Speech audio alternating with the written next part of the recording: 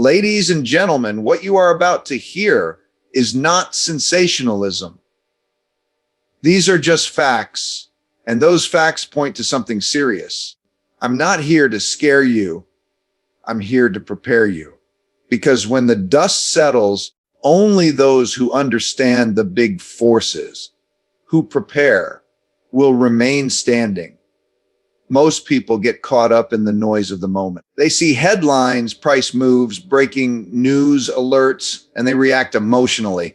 But the markets, the economy, and wealth itself don't move because of the latest headline. They move because of deep, powerful forces that have been shaping the system for decades, forces that are slow, grinding, and inescapable. If you want to navigate what's coming, you need to stop chasing the daily chatter and start studying the mechanics of those forces.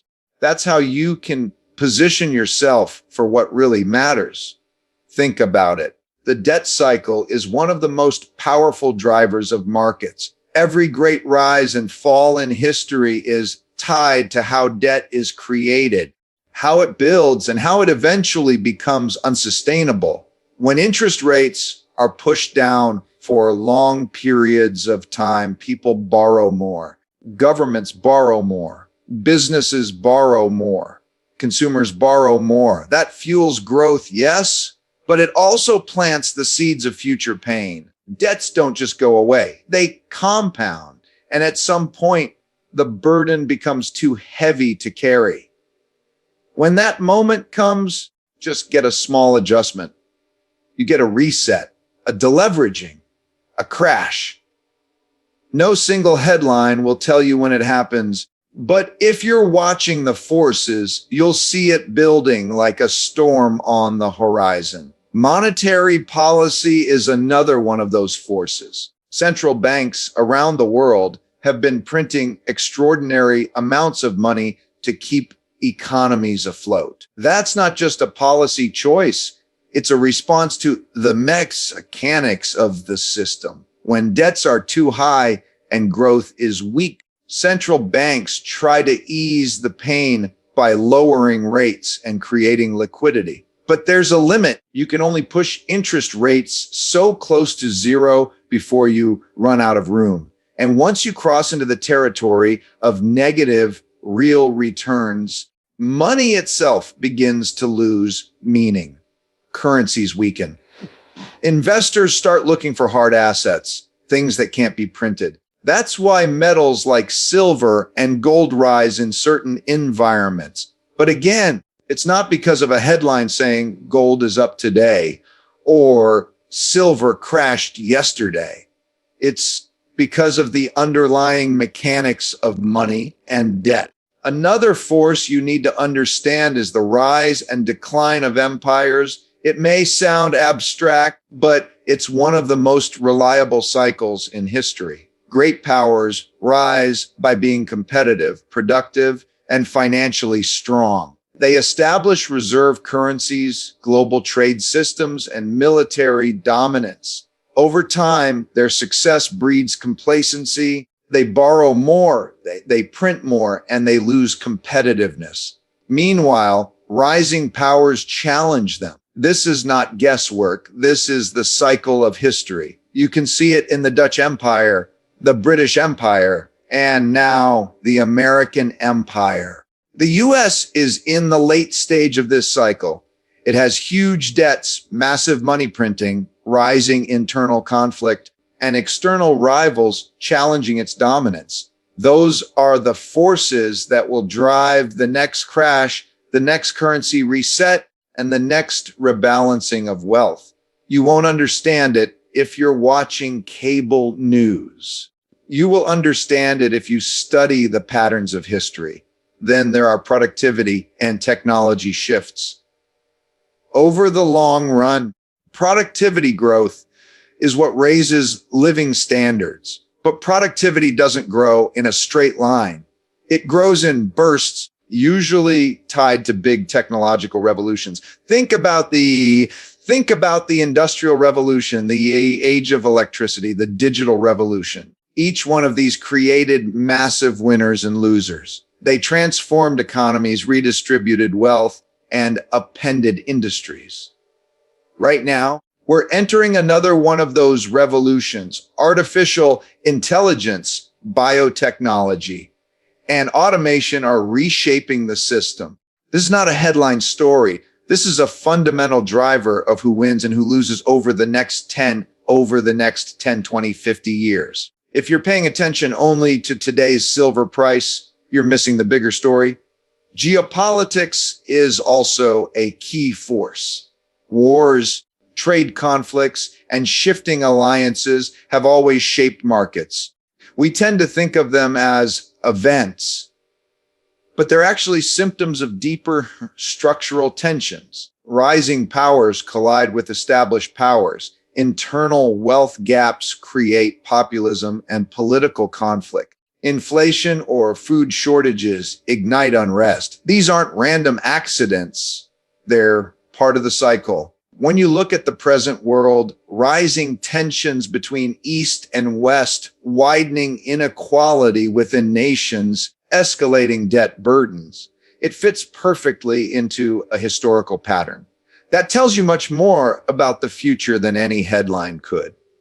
So, how do you apply this thinking? First, shift your mindset. Stop reacting. Stop thinking short term.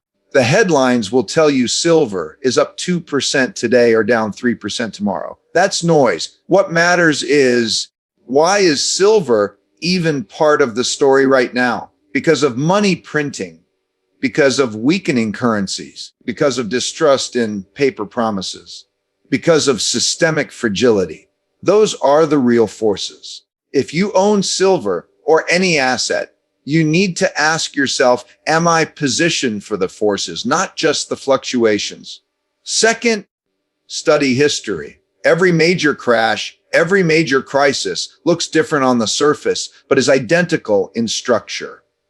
The Great Depression, the 1970s inflation, the 2008 financial crisis, they all had unique headlines, but they all followed the same mechanics: too much debt, too much leverage, central banks easing, currencies weakening, and eventually a painful reset. If you want to understand what's coming, look backward as much as you look forward. Third, prepare with diversification. You can't predict exactly when or how the crash will come.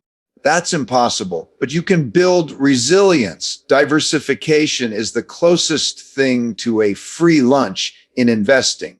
By holding assets that don't move together, stocks, bonds, commodities, currencies, real assets, you can cut risk dramatically without giving up returns. The point isn't to be right on silver, gold, stocks, or real estate. The point is to survive and thrive no matter what the future brings. That's how you respect the big forces without being destroyed by their unpredictability. Finally, stay humble. The markets will humble anyone who thinks they know it all. The goal is not to be certain. It's to be prepared. The best investors aren't those who predict every crash or rally. They're the ones who build portfolios that can withstand storms, adapt to new environments, and capture opportunities while limiting losses. That mindset requires humility. It requires admitting you don't know exactly what the next headline will be, but you do know the forces that matter. So when you hear about a huge crash incoming, or when you see silver spike or collapse, remember this: the news is just noise. The fundamentals are what count: debt, money, productivity, empire cycles, and geopolitics. Those are the levers pulling the strings. Understand them and you'll understand the future. Ignore them and you'll always be chasing shadows. The great mistake people make is reacting to every headline as if it's the whole story. The real story unfolds over decades, not days. Right now, we are living through one of the most significant transitions in history, the transition of monetary systems, of global powers, of technology, and of societal structures. If you can tune out the noise and tune into those forces, you won't just survive the next crash, you'll be positioned for the next era that follows it. The most dangerous mistake investors make is believing they know what will happen. They put too much into one asset, one market, one story they're convinced will play out. Maybe it's silver, maybe it's stocks, maybe it's real estate. It feels good when it's working. It feels like you're smart, like you've figured it out. But markets don't reward confidence.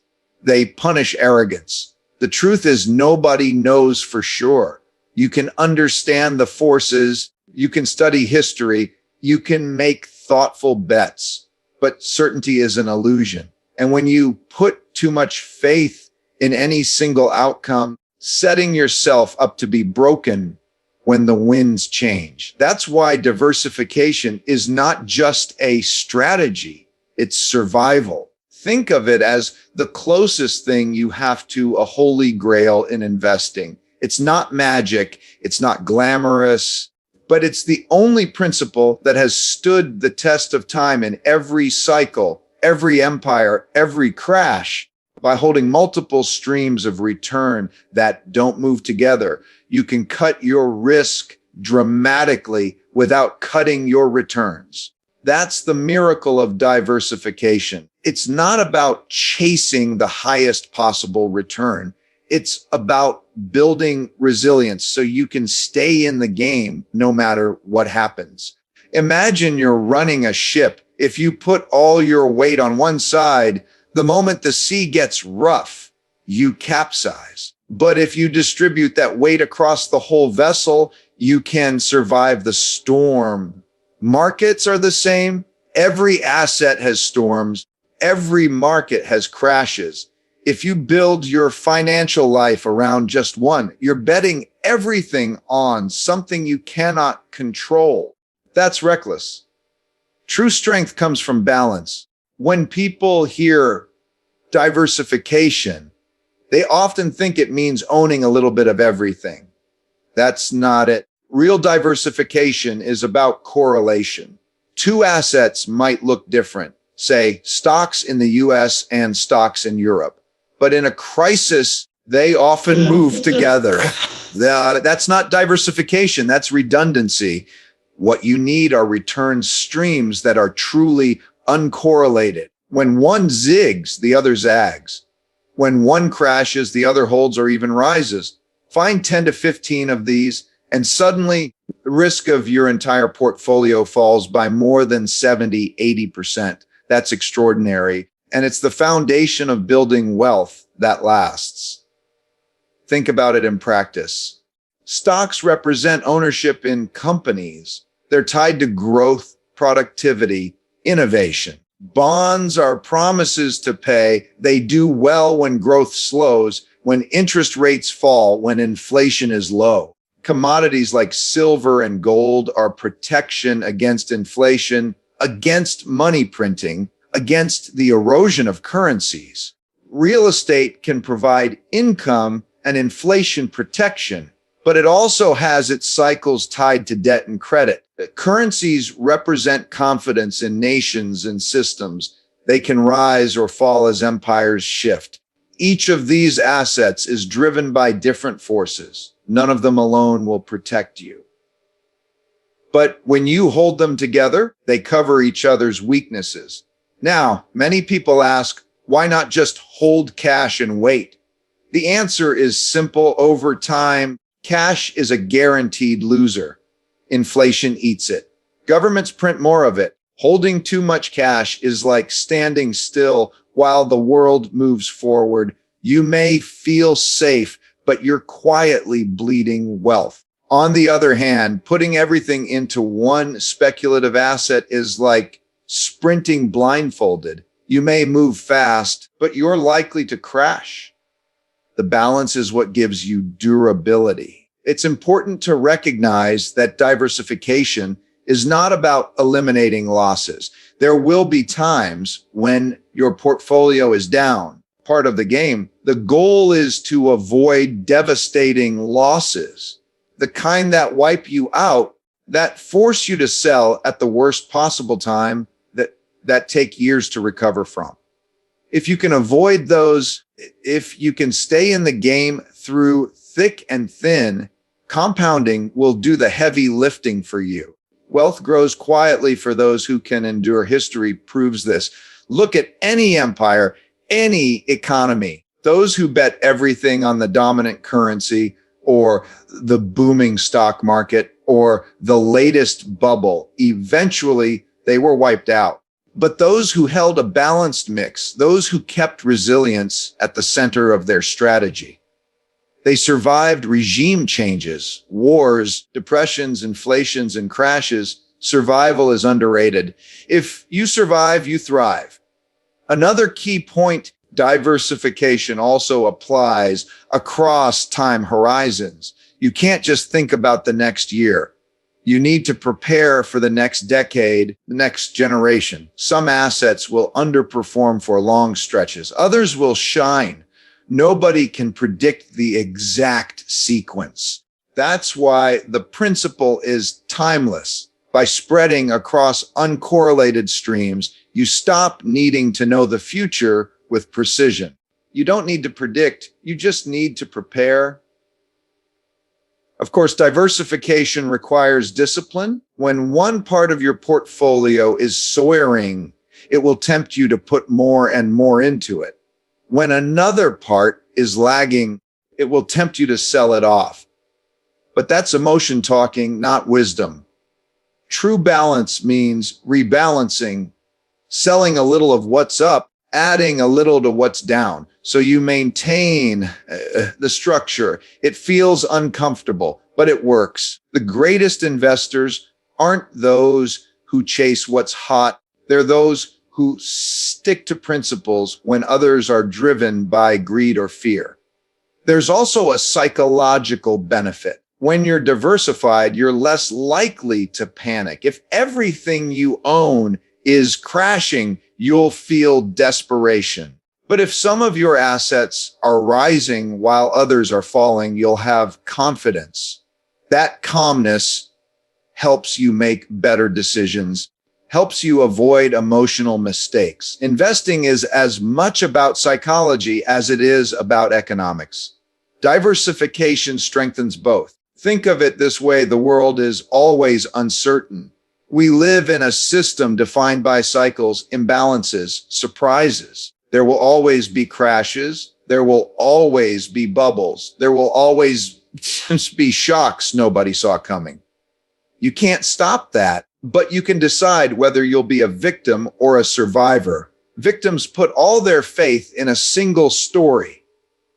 Survivors prepare with balance. Survivors spread risk across many possibilities. Survivors accept they don't know, and they build portfolios that reflect that humility. That's the essence of the Holy Grail, not a promise of riches without effort, but a principle of enduring strength. You don't need to outsmart the market every day. You don't need to predict the exact date of the next crash. What you need is a framework that lets you withstand whatever comes. That framework is diversification, true, disciplined, thoughtful diversification.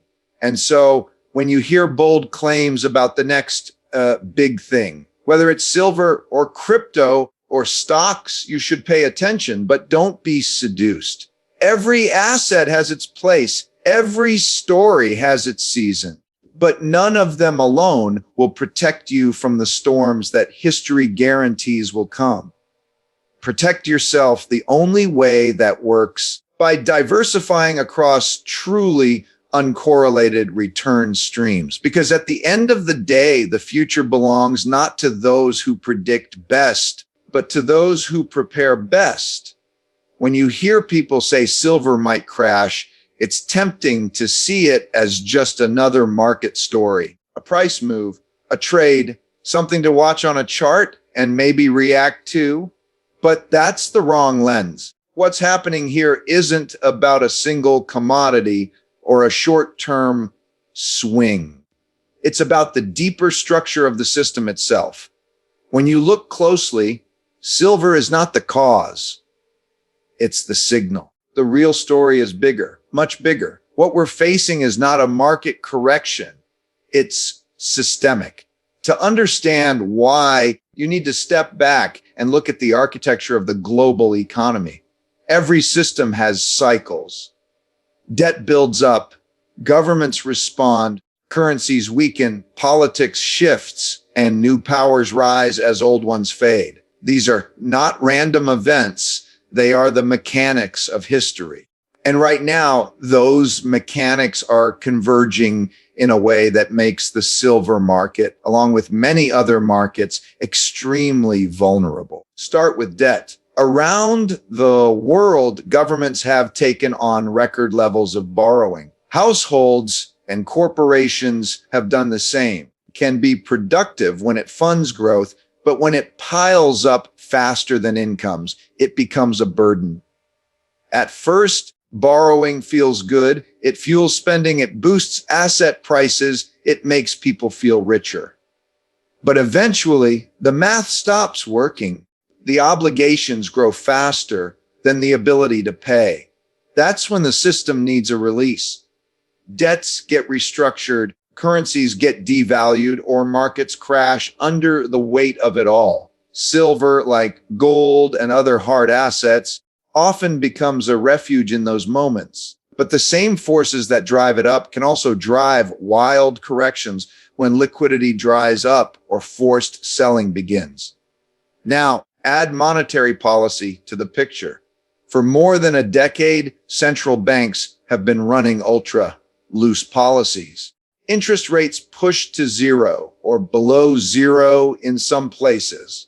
Massive money printing through quantitative easing. This was designed to keep economies afloat after the financial crisis and the pandemic. But the consequence is clear. Too much money chasing too few goods. That weakens currencies, stokes inflation, and erodes trust in paper money. People look for alternatives: silver, gold, cryptocurrencies, real assets. But here's the catch: when inflation rises, central banks eventually have to tighten. They raise interest rates. They drain liquidity. And suddenly, the very assets that people fled into can experience violent pullbacks. That's not about silver itself. That's about the system recalibrating. Layer on top the geopolitical shifts. Throughout history, when empires decline and new powers rise, the global monetary order is shaken. We've seen it with the Dutch, with the British, and now we're seeing it with the United States. The dollar has been the world's reserve currency for decades, but its dominance is being questioned. Rising powers are creating alternatives, forming new alliances, and reducing their reliance on the dollar. These transitions don't happen smoothly. They come with currency wars, trade conflicts, and financial instability. Silver's movements, once again, are a symptom of these bigger shifts. If trust in the dollar weakens further, silver and gold could surge. But if liquidity crises hit first, they can crash just as hard. That's why it's systemic. The whole monetary order is in transition. You can also see the systemic nature of the problem in the social and political tensions rising everywhere. Wealth gaps are widening. Populism is growing. Governments are struggling to balance budgets while also trying to keep populations satisfied. History shows that when inequality reaches extreme levels, it leads to unrest, policy experiments, and redistribution.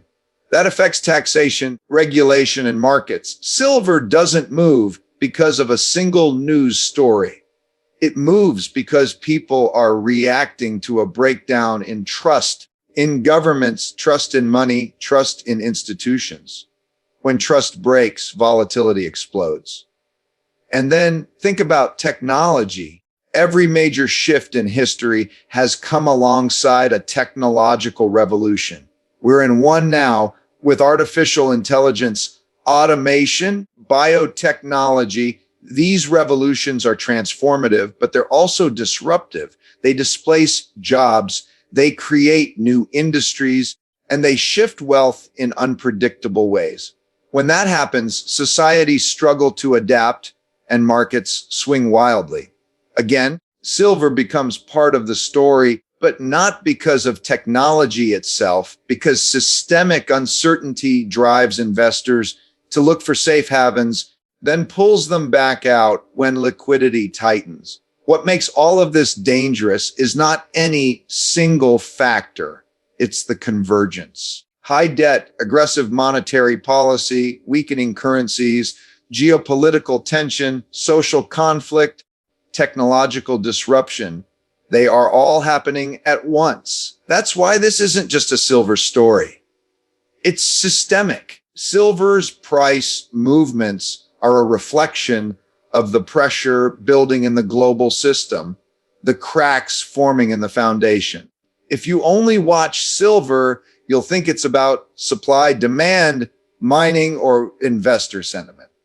But if you zoom out, you see it's about the structure of money, debt, and power itself. So what does that mean for you? It means you can't think in terms of headlines. You can't build your future around guessing. Or guessing where silver will be next week or next month. You need to think about resilience, because in a systemic shift, almost every asset will be tested.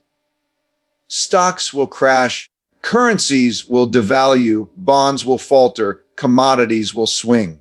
The ones who survive are those who prepare, not with predictions, but with balance.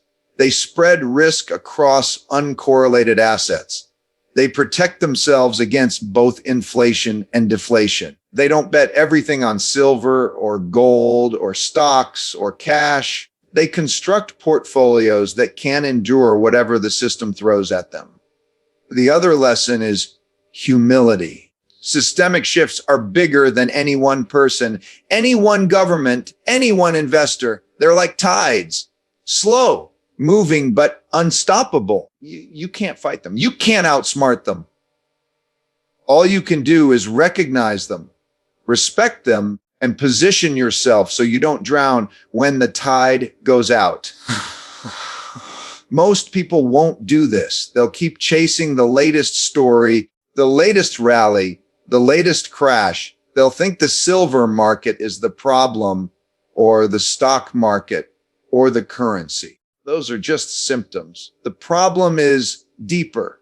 The problem is systemic. History is the guide here. Every great financial upheaval looks different on the surface, but the structure is the same. Too much debt, too much money printing, much inequality, too much conflict. Then a breaking point, a reset. And after the reset, a new system emerges. The question is not whether this cycle will end.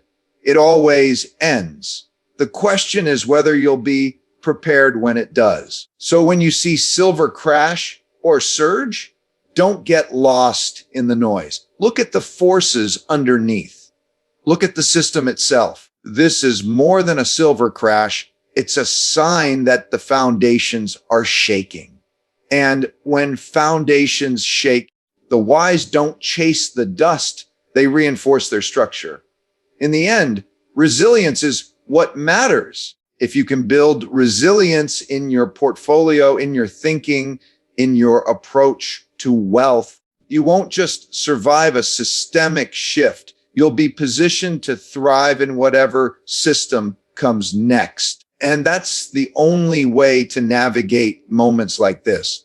Let me leave you with this. If you own silver or any other asset, don't let emotion or panic drive your decisions. Let insight and preparation do that. Understand the macro forces. Build diversified, uncorrelated positions. Because when the storm arrives, the question won't be whether you saw it coming. It'll be whether you were ready for it